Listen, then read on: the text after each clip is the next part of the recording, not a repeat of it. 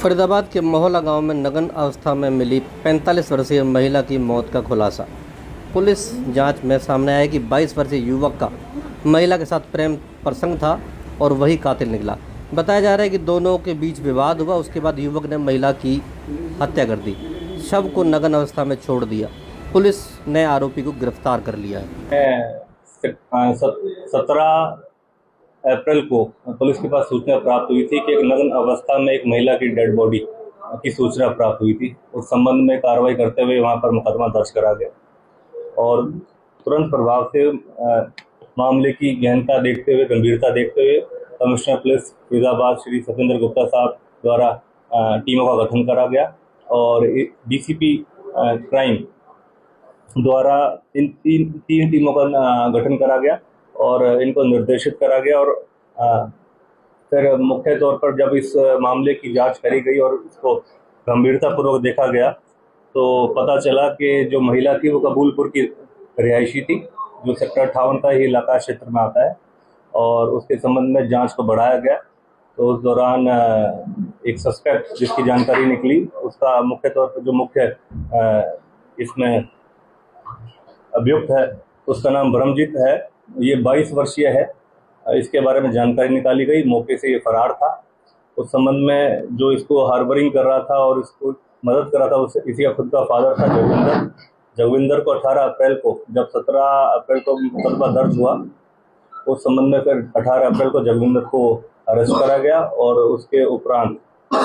ब्रह्मजीत को भी 21 अप्रैल को अरेस्ट करने में सफलता प्राप्त हुई। इसमें मुख्य तौर पर जो टीमें काम कर रही थी, इनकी अहम भूमिका रही है वो DLF crime branch incharge Ramesh और crime branch sector 56 incharge Naresh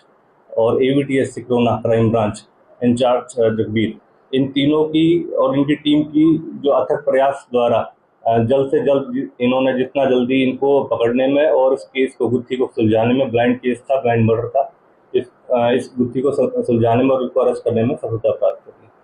हत्या का कारण क्या है पुलिस द्वारा? हत्या का कारण मुख्य तौर पर जो महिला थी,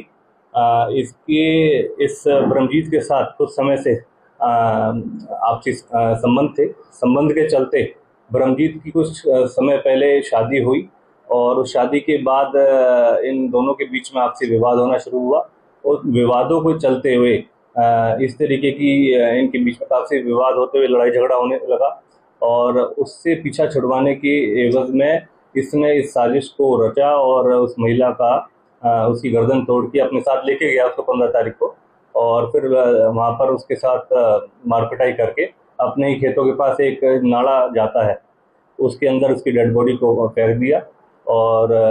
डेड बॉडी ताकि किसी की समझ में ना आए, किसी को पता ना चले, उसकी पहचान ना हो पाए, उसके एवज में उसके कपड़े भी निकाले और फिर बाद में उसको उस नाले में डुबाने की कोशिश करी। बाद में इसके पिता का क्या रोल है पूरे मामले में?